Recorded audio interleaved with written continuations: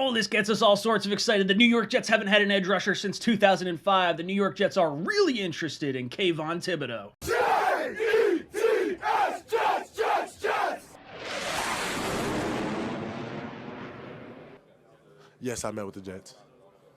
I mean, it was great. I actually just met with them today and, just breaking down film, and they loved how I could break down and articulate pass rush, run scheme, film, and, they're really interested in me as well, so I'm excited to see how. And they even asked me, too, how would it feel, if I wasn't taking number one. And I, like I just said, it's all about what I can do to contribute to the Super Bowl, what I can do to contribute to a winning team and help, cultivate a culture, a winning culture. All right, guys, welcome to Jets Talk. My name's Ryan. I'll be your pilot. If you're new here, hit that subscribe button. If you've been here before, welcome back. I love having you here. Boys and girls, I go live every Monday, 8 o'clock for my live call-in show, and then Tuesday we come live with our Talking Jets panel, myself, O'Leary, and Green Bean. That's 8 o'clock to 10 o'clock, so ask us all your Jet-related questions. But let's jump into today's topic of the day, and we are talking Kayvon Thibodeaux, and the interview that he gave at the Combine.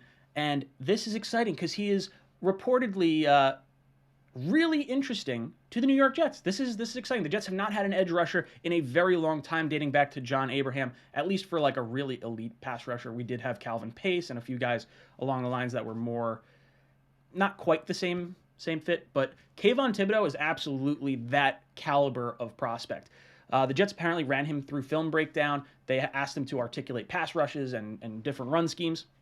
And I really like this because the Jets and Robert Saleh's defense are predicated on pass rush. You look at how he performed in San Francisco before getting Nick Bosa. The defenses were right around that 20 range. After getting Nick Bosa, they jump up to like top 10.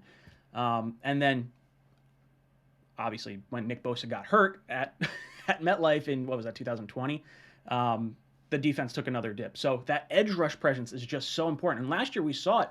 Our whole defense just fell apart. Not that we were expecting anything super big, but we had Carl Lawson and Vinny Curry both set to really dominate on the edges, and we lost both of them for the season. So if you bring back Carl Lawson, he comes back 100% healthy from that Achilles tear, and then you have Kayvon Thibodeaux coming off the other side, offensive linemen are going to be pulling their hair out all day. It's going to be absolutely brutal for these guys if you have two top edge rushers pinning their ears back.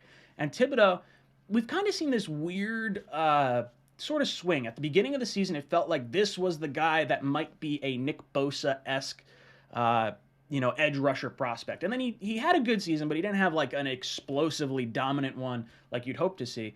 And then you've almost seen, like, he has this interview where he sort of slams Alabama's education by saying, the whole, I chose Oregon over Alabama. And that created a whole bunch of controversy, and people didn't like that. So then he kind of like started swinging. And I actually saw him in some mock drafts from pretty influential people. I shouldn't say influential, but guys that kind of know what they're talking about. And they had him all the way down at number 8. I've even seen some stupid rumors of a team inside the top 10 with a lot of draft capital. You could piece this together however you want.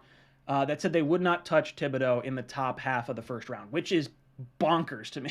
Like, I understand this is a deep edge class, but like, I'm thinking that's probably more the Jets or Giants trying to get this guy to fall to them as opposed to, actually being serious. Because it's all misinformation kind of time, right? Well, they asked him, what would it be like for you to not go number 1 overall? Because I think in most of the top 3, 4, 5 guys' minds, they probably feel they can be worthy of that number 1 overall slot, and Jacksonville could go a whole bunch of different directions. And he just said, look, it means more to me to contribute to a Super Bowl and a winning culture than going number 1 overall. And I think they were trying to figure out just how much of a mental flip or switch that would trigger by not going number 1. Because they want someone like Zach Wilson who's irritated by not going number 1 overall. Wore number 1 in college. Where's number 2 now? Number 2 pick in the draft. So maybe Thibodeaux changes from number 5 to number 4 if the Jets wind up taking him there. Who knows? Who knows, right? I want an edge rusher in the worst way. If it's Kayvon Thibodeaux, I'm going to be super excited. He's the guy I really would like to take at number 4. But if it's not him, there are a ton of edge rushers that are going to be around in this draft class. And look, when you're looking at the 7, 8 guys that you could possibly take and who could come into the New York Jets with 4 top 40 picks, we're going to be able to get someone really good. So I'm looking forward to it. But Thibodeaux, that would be a special one. I'd be excited for that one. Guys, let me know your thoughts on Kayvon Thibodeaux. Do you want him at number 4, or are you saying he won't be there? Or do you not want him at all? Let me know who you want down below in the comments. And as always, go Jets. Jets!